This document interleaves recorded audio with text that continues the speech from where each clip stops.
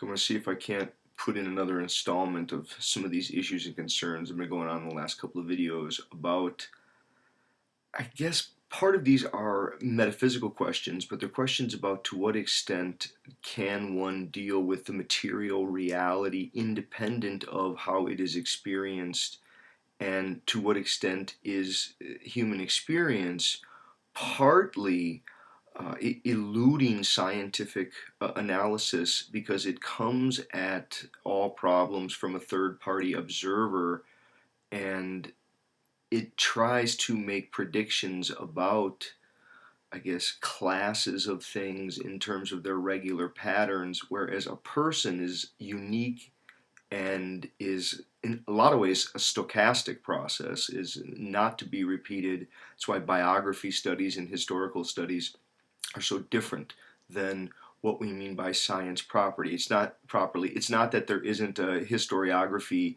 and ways of being more or less scientific about history. I think it's that they're qualitatively different phenomena. That is, we don't make predictions about the past. Kind of doesn't make sense. But that doesn't mean that the past is always once and for all said and done. I think there are senses in which that is true. There are other senses in which what's most interesting is the dynamic character of time for the human. There seems to be, as I said before, different kinds of time. Now, I want to see if I can get at this issue and try to talk about different kinds of time, and hopefully I can solicit some response from people here. I think the first general question that I would have for everyone out there, please, if you are a scientist, help other people understand this. My guess is if I have this question, lots of other people have the question too. Okay, I think we've all heard the Big Bang, and the Big Bang is calculated, and the time ranges differ so much here. I mean, some people will say 15 billion. It was for a long time, it was at 6 billion, then it was 15.1, then 13. I know there are a lot of different calculations. People like Roger Penrose, other physicists, are contentious over the idea that the Big Bang was the first Big Bang. They see that there are something like magnetic resonance rings that show that our Big Bang that we're calculating, it was actually one of many, and that there were Big Bangs that preceded that whole thing went on. Well, not even getting into that. Let's just say, for argument's sake, that it is in fact 15 billion years old. Now, what does the word year mean in that expression? It can't mean what we mean by an annual rotation of the Earth around the sun. So the year itself, what is the consistency? When we say 15 billion years, what exactly is that year, is meant by that year? Please, someone help us understand the various calculations that would be entailed in keeping a constant frame of reference in the meaning of that word as you do those, bringing the Big Bang up to date to our awareness of it while still using that word year. Okay, that would be the first question. Now, I said in the past that, at least the most recent video, that each sense has its own sense of space and time. It opens to space and time in a unique manner.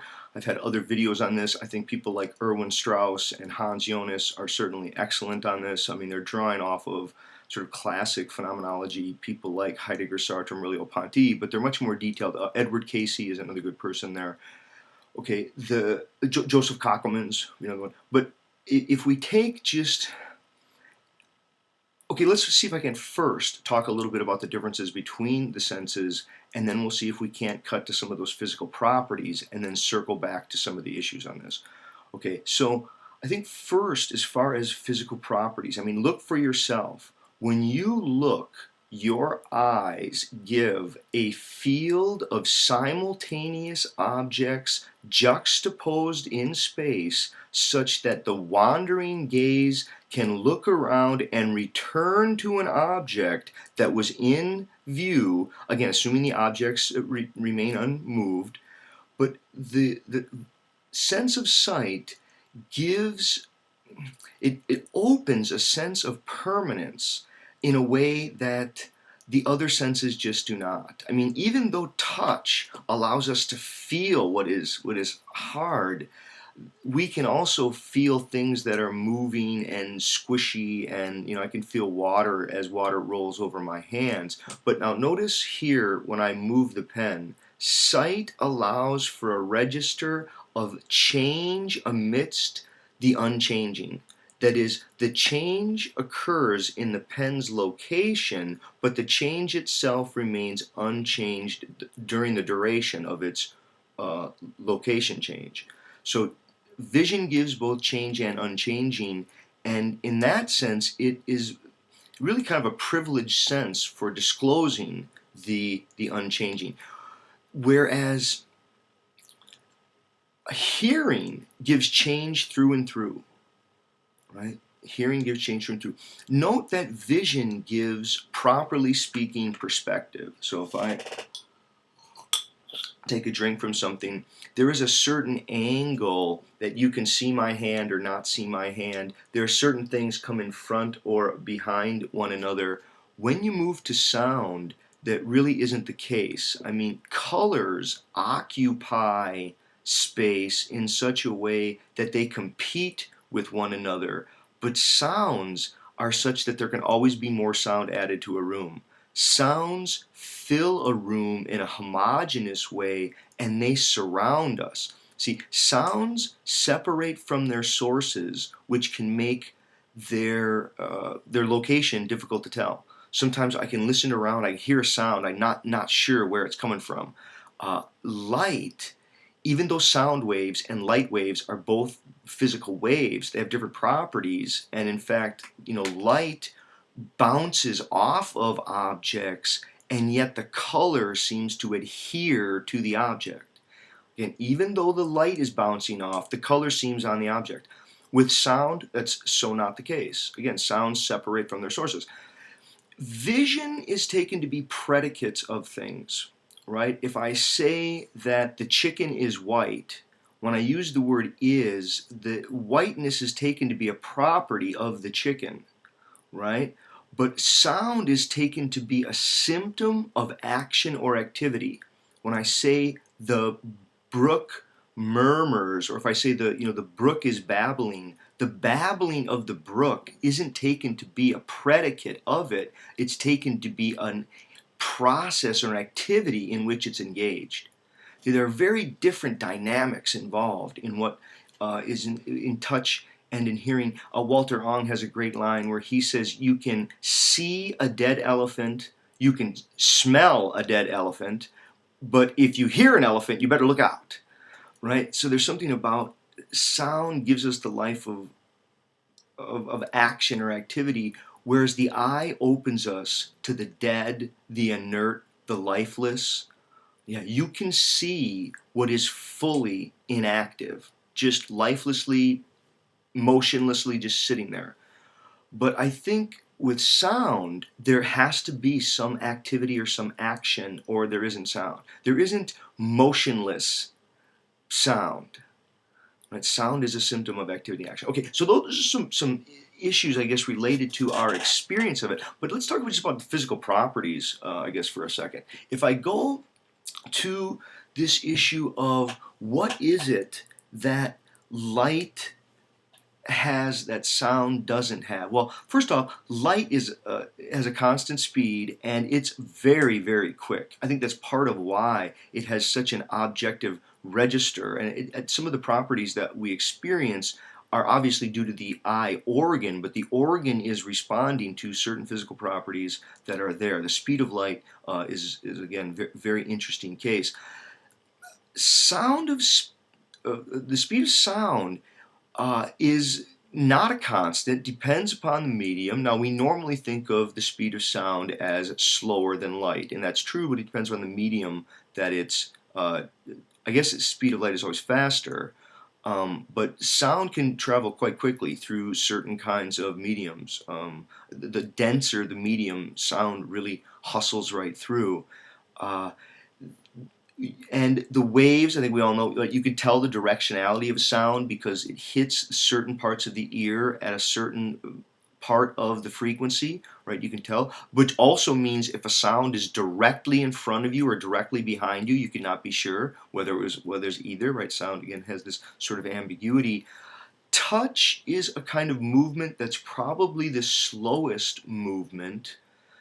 But now I want to get at how these three intermingle and jump back into this question of how many kinds of time humans actually experience. Because I think the more that we try to deal with the ranginess of human experience, it's not going to be as simple as saying yes, that life, or I'm sorry, it's not going to be as simple as saying yes, that time is one thing and time is just a unidirectional flow of motion. That's kind of true. At least we could do some mathematics that make it look that way. But I think if we try to include all of our everyday experiences, that's just not going to work. It's just not. And let me see if I can walk through some very simple examples of this, or maybe just a real clear example. So you're sitting around, it just happened last night. I was watching the football game, and I can't remember if it was the Bears and Patriots, whoever it was, but somebody throws the ball, and this one guy, he was going up for a catch, and you could see it. It looked like he was going to get it. It was like a guy was in the wide open, and just as he was about to catch it, he just missed it, and the commentators on it were like, "Oh, look at that! He just missed it. He so should have had that." And then they went into a big discussion about how the field was clear and there weren't any defenders, and if he would have had that, he surely would have had a clear touchdown. And what was so fascinating is, as they were saying, he so obviously had no other defenders around him. If he would have caught this would have been a touchdown. They were showing this from multiple angles, and the camera angles were coming in, and for what must have been a good 5-second period, we were dealing with a possible past. That is, something that would never be was being dealt with in terms of what might have been.